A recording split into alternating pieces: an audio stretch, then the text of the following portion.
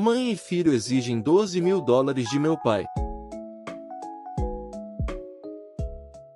Ok, eu acompanho este subreddit há muito tempo e também gosto de ouvir as histórias do Reddit no YouTube, então sinto que é hora de compartilhar uma de minhas histórias aqui.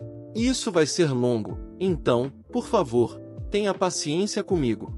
Vou começar dizendo que eu, 25, venho de um país muito conhecido da África Ocidental e de um dos 3 principais grupos étnicos do meu país. Meu país tem muito petróleo e meu pai, 64, é engenheiro e trabalhou para uma grande empresa de petróleo aqui antes de se aposentar há alguns anos. Ele é o segundo de 3 filhos. Devido ao seu trabalho, salário e posição dentro da empresa, ele se tornou o ganha-pão de toda a família. Seu irmão mais velho teve 7 filhos com sua esposa e seu irmão mais novo teve 2 filhos com sua falecida esposa e meu pai treinou cada um deles. Mandou todos para a escola, desde a creche até as escolas primárias e secundárias, e quando todos terminaram o ensino médio, deu a cada um a opção de ir para uma instituição superior ou ajudá-los a iniciar um negócio próprio. Todo Natal, viajávamos para a aldeia e ele comprava vários sacos de arroz de 50 kg, sacos de feijão, toneladas de mantimentos, peixes especialmente secos e muito mais e ele distribuía para toda a família, tias, tios, etc. Ele cuidava muito de seus irmãos, primos, velhos amigos na aldeia, bem como de suas respectivas famílias, e às vezes ofendia minha mãe porque, embora ele cuidasse muito bem de nós e ela nunca fosse contra ele ajudar seus irmãos, ela sentiu que os estava tornando excessivamente dependentes dele. Ele abriu um próspero negócio para a esposa de seu irmão mais velho e abasteceu seu negócio com todos os produtos necessários e ele fez o mesmo para seu irmão mais novo e sempre que eles tinham um problema, eles preferiam ligar para ele em vez de resolver até mesmo os mais básicos por si mesmos. Isso envolve a esposa do irmão mais velho de meu pai, que chamaremos de Rita, e seu filho mais velho, que chamaremos de Chris. Rita é uma mulher na casa dos 50 anos e Chris está na casa dos 30. Quando Chris nasceu, sua mãe o desprezou porque, devido à nossa tradição e cultura, ela sentiu que a gravidez dele a forçou a um casamento que ela não queria, então ela descarregou sua frustração nele. Quando ele tinha 11 anos, minha mãe era recém-casada e em uma de suas viagens acompanhando meu pai à aldeia, ela viu como Rita maltratava fisicamente o próprio filho, o que é bastante comum aqui sob o pretexto de disciplina, e fora de temendo por sua segurança. Meus pais pediram a seu pai que os deixasse levar Chris com eles de volta para a cidade para que pudessem, de certa forma, criá-lo como se fosse seu filho para removê-lo daquele ambiente abusivo. Eu tinha apenas 1 ano de idade neste momento. Chris viveu conosco por aproximadamente 18 anos. Ele teve uma boa educação e, quando chegou a hora de ir para a universidade, teve muitos problemas para ser admitido. No meu país, todas as universidades estaduais e federais estão sob uma organização e todos fazem um exame nacional anual com base no curso de estudo pretendido e aqueles que se saem melhor são admitidos na instituição de sua escolha. Ele fez este exame por cerca de 6 anos e cada vez ele falhou e não recebeu uma admissão, então meu pai deu a ele a opção de continuar tentando ou colocá-lo em espera e aprender um bom ofício por cerca de 1 ano. E depois abriria um negócio para ele e talvez pudesse tentar entrar na universidade mais tarde se ainda quisesse. Ele escolheu a última opção e foi enviado para outra cidade para ficar com um amigo da família que lhe ensinou tudo o que precisava saber sobre o negócio de graça e depois de 1 ano voltou para casa. Meu pai deu a ele o equivalente a $12.000 para começar um negócio.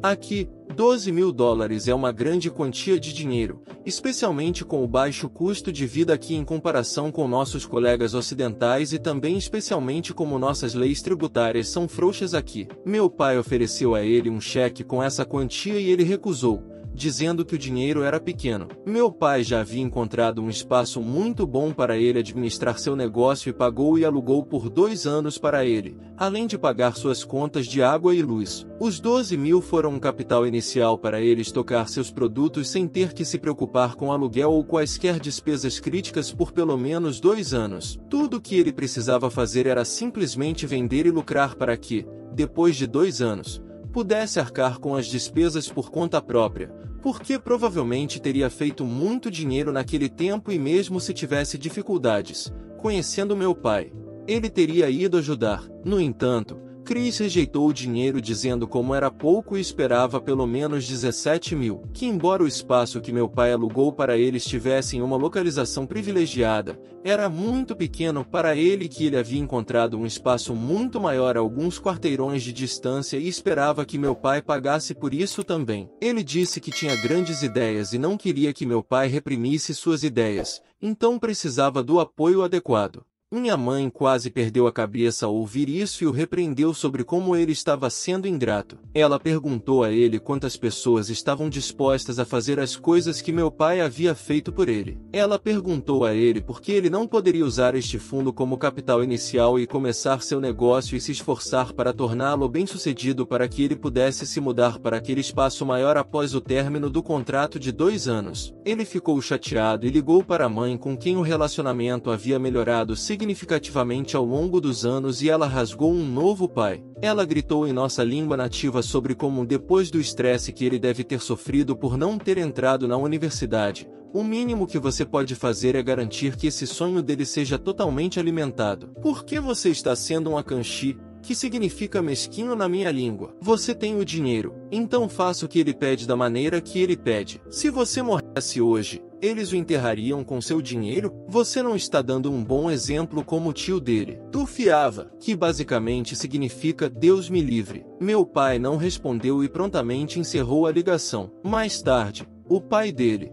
o irmão do meu pai, ligou para ele e não sei o que foi dito, mas depois disso, ele veio e pegou o cheque onde ele havia deixado cair e murmurou um meio obrigado antes de sair. Meu pai também recebeu uma ligação de seu irmão se desculpando por seu comportamento. Avanço rápido de 2 anos e agora era 2016. Eu tinha 18, 19 anos e minha irmã mais nova, 12, estava agora na escola secundária e meus outros irmãos também estavam na escola primária. Então o fardo financeiro para meu pai foi bastante durante esta vez, então ele ligou para Chris e conversou com ele. Isso foi em algum momento de outubro e meu pai disse que, como os negócios de Chris estavam indo bem, talvez fosse hora de ele sair de nossa casa, talvez no ano novo, para que as restrições financeiras pudessem ser aliviadas um pouco. Agora, veja bem, Chris viveu conosco por 18 anos desde que eu tinha apenas 1 ano e ele tinha 11, 12 anos e agora eu tinha 18, 19 anos. Então ele tinha cerca de 29, 30 anos agora. Ele nunca pagou aluguel por um dia ou pagou serviços públicos. Meu pai sempre fez. Ele também nunca comprou sua própria comida ou mantimentos. Meu pai também fez isso por quase 2 décadas em que morou conosco. Quando meu pai pediu para ele se mudar, ele não disse nada e, como antes, ligou para a mãe. Não tenho ideia do que foi dito, mas ela ligou para meu pai furiosa naquela noite, gritando muito sobre como meu pai nunca se importou com o sucesso de seu filho e trouxe à tona o incidente dos 12 mil alguns anos antes. Ela disse algo como: você quer que ele saia de sua casa enquanto a irmã de sua esposa ainda mora com você. É assim que você se preocupa pouco com seu irmão e sua família. Meu filho não precisa de você ou de sua caridade. Meu Deus o ajudará a sobreviver com ou sem você, e assim por diante. A irmã da esposa a que ela se referia era uma jovem sobrinha de minha mãe que havia perdido os pais em ações militantes em uma de nossas cidades e tinha apenas 15 anos na época. Depois dessa ligação, ele arrumou suas coisas e partiu em algumas semanas. Isso foi em 2016 e não ouvi falar dele desde então. Eles veem meu pai como uma pessoa má por não lhe dar a quantia de dinheiro que ele queria e por pedir a ele, um homem de 30 anos com um negócio próspero, que se mudasse. Isso não é nada no grande esquema das coisas. Há mais casos de direito na minha família e é realmente desconcertante. Em filho pedem 29 mil ao meu pai. Direitos em abundância parte 2. Então eu repostei uma das minhas histórias mais antigas ontem. Isso é uma continuação disso. Isso também seria longo. Então novamente, por favor, tenha paciência comigo. Para esta história, há 3 pessoas principais a serem consideradas. A mãe de direito que vou chamar de Em, o filho de direito que vou chamar de ES, e meu pai, D. Conforme declarado em meu post anterior, meu pai, 64, passou por uma crise financeira muito difícil há alguns anos, começando em 2016. Ele havia investido pesadamente no mercado imobiliário e, naquela época, o mercado estava péssimo, então isso afetou em grande parte suas finanças. Deixe-me apresentar Ennie. Ennie é prima do meu pai e tem 60 anos. Ela teve 6 filhos com seu falecido marido, todos na faixa dos 20 aos 50 anos. O filho dela, em torno do qual esta história se resolve, está na casa dos 40 anos agora. Em 2009, ES morava na aldeia Coen, onde dirigia uma fazenda de abacaxi bastante bem-sucedida e, em seguida, houve acusações feitas contra ele pela família do falecido de que ele havia matado seu parente. A polícia estava envolvida e não encontrou nenhuma evidência incriminatória. Então, como a maioria das coisas no meu país, o caso não foi resolvido. No entanto, a família do falecido ficou furiosa e decidiu fazer justiça com as próprias mãos. Eles planejaram matá-lo e isso assustou-em. Ela ligou para meu pai um dia em 2009 e contou a ele o que estava acontecendo e implorou para que ele deixasse ES morar conosco na cidade longe da aldeia porque ela temia que se ele permanecesse na aldeia ele seria morto. Meu pai, não querendo vê-la perder seu filho, concordou em ajudá-lo e então ES chegou em nossa casa no início de 2009. Ele estava em seus 30 anos naquele momento. Ao chegar,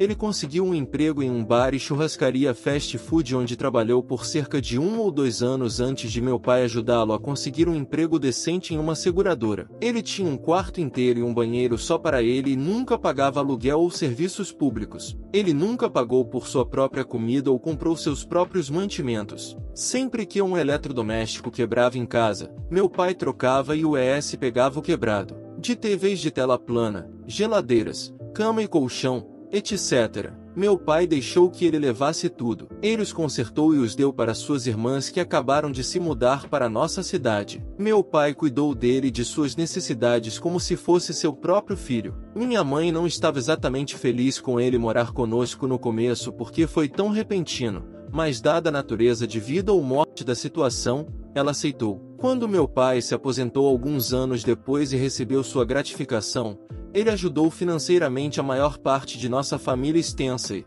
com esse espírito, deu ao ES um cheque no valor de aproximadamente 6.000 para ajudá-lo e ele ficou muito grato por isso porque ele disse que nunca havia recebido tanto dinheiro antes e não achava que as pessoas fossem tão generosas. Vivemos em relativa felicidade até 2016, quando começaram os problemas financeiros de meu pai. Nesse período de tempo, lutamos muito. Na maioria dos dias, não havia comida em casa e, para seu crédito, ES usava uma parte de suas economias para ajudar a família na época, mas nunca era de graça. No entanto, isso não importava muito porque naquele momento, sem essa ajuda, provavelmente estaríamos morrendo de fome. Ele comprava alimentos e mantimentos e também emprestava algum dinheiro ao meu pai. Todas essas despesas eram sempre pagas a cada poucas semanas quando meu pai recebia algum dinheiro porque a assistência recebida do ES eram empréstimos e você sempre pagava suas dívidas e em segundo lugar porque meu pai não esperava que ES, que também estava lutando e descobrindo as coisas, também para atender pela família. As coisas geralmente continuaram assim até 2018, quando houve um ressurgimento do mercado imobiliário em meu país. Meu pai finalmente conseguiu vender as 2 propriedades, cada uma por cerca de 6 dígitos. Esse influxo de dinheiro nos tirou do vermelho para uma posição mais confortável. Após a venda, a primeira grande compra de meu pai foi um carro, porque tínhamos vendido nossos 2 carros durante aqueles anos difíceis. Não houve muitas pessoas que vieram em nosso auxílio durante esse período. Então, como forma de agradecimento, meu pai deu ao ES um cheque de cerca de 5 a 6 mil dólares. Agora é onde o direito começou. ES sabia por quanto ambas as propriedades foram vendidas, então logo depois que meu pai comprou o carro, ES veio até ele com uma lista detalhada informando meu pai que ele havia decidido voltar para o setor agrícola. Ele queria começar outra fazenda de abacaxi, mas não apenas abacaxis, mas também queria cultivar laranjas. Quando criança, ele havia herdado alguns lotes de terra na aldeia depois que seu pai morreu. Ele planejava usar aquela terra para o negócio. A essa altura, já fazia quase uma década desde que ele fugiu da vila e a maior parte da pressão e das ameaças havia diminuído. Então ele se sentia seguro voltando e, além disso, Ele não iria realmente morar lá visto que ainda tinha seu trabalho na cidade. Ele simplesmente queria configurá-la e deixar sua mãe administrar para ele. Ele já havia discutido seus planos com sua mãe e ela estava animada com a ideia e então ele entregou a meu pai uma lista de tudo que era necessário para fazer isso e ele precisava de um capital inicial de cerca de 29.400 de meu pai para começar. Meu pai ficou atordoado. Ele perguntou se ele sabia o quanto ele estava pedindo. Isso irritou o ES. Então ele pediu a meu pai que emprestasse o dinheiro a ele, mas novamente meu pai se recusou a fazer isso porque não havia garantia de que ele poderia recuperar esse dinheiro em um ano com uma empresa iniciante. Meu pai ofereceu a ele 10% do que ele pediu de graça para tentar ajudá-lo, mas isso não foi bom o suficiente para ele. Não posso esquecer a declaração que ele fez quando meu pai disse não, nem posso esquecer seu tom. Ele disse: então você diz que não vai me dar esse dinheiro? Ok.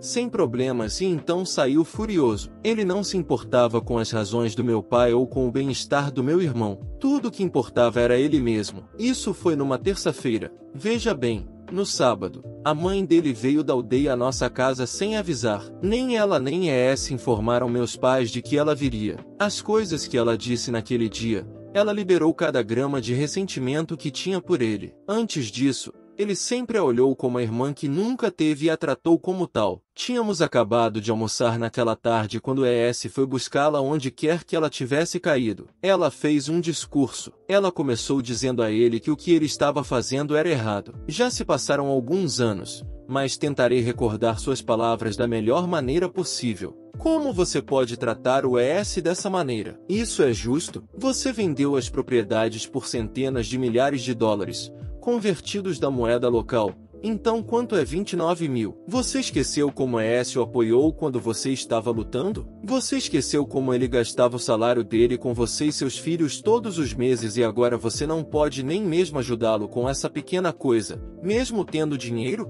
Ela disse tudo isso na frente do meu pai, mãe, ES e meus irmãos mais novos. Minha mãe mandava meus irmãos para os quartos porque não era um ambiente para crianças. Não consigo me lembrar de tudo que ela disse, mas me lembro dessa parte. Você também se esqueceu das inúmeras vezes em que eu dava banho e limpava sua mãe. Minha avó teve demência durante os últimos anos de sua vida e, ao contrário dos países ocidentais, o conceito de moradia para idosos não é muito popular aqui. Então, em vez disso, a família geralmente cuida dos seus. Meu pai a via como sua irmã, então ele pediu a ela para cuidar de minha avó para ele, já que ele estava na cidade e ela e minha avó estavam na aldeia. Meu pai visitava todos os meses e assegurava-se de que não lhes faltasse nada. Ele deu a ela presentes monetários ou alimentos, etc., como uma forma de agradecer. Então, enquanto ela o estava ajudando de fato, meu pai demonstrou constante apreciação financeira até que minha avó faleceu. Através de seu discurso,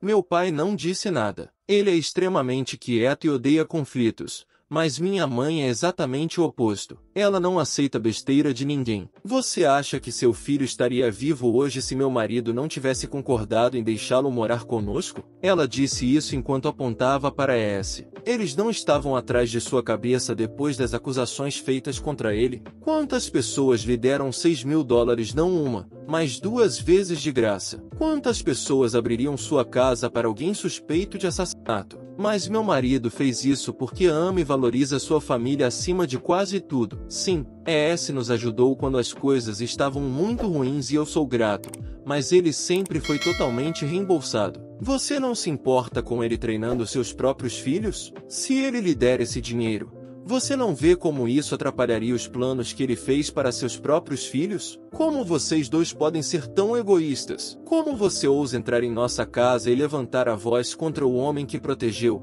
alimentou e abrigou seu filho por uma década? Como você se atreve a trazer sua falecida mãe para isso? Quando você cuidou dela, você não recebeu nada em troca? Ele nunca sustentou você financeiramente ou cuidou de você enquanto abrigava e cuidava de seu filho também? Isso calou a boca do entanto, mas foi dito que não consigo me lembrar antes de minha mãe pedirem para ir embora. Para mostrar a você como ele tinha pouca vergonha, ES continuou morando conosco por alguns meses antes de finalmente se mudar. Meu pai se recusou a pedir que ele fosse embora porque sabia que ES já estava fazendo planos para ir embora. Quando tudo isso aconteceu, ES estava com quase 30 anos, então ele tinha idade suficiente para saber melhor. Até hoje, meu pai nunca permite que nenhum membro da minha família extenso visite. Ele muitas vezes se pergunta onde exatamente ele errou ou que crime hediondo ele cometeu contra eles e sempre me chateia quando ele fala sobre esses eventos por causa de contador e isso ainda causa ele até hoje.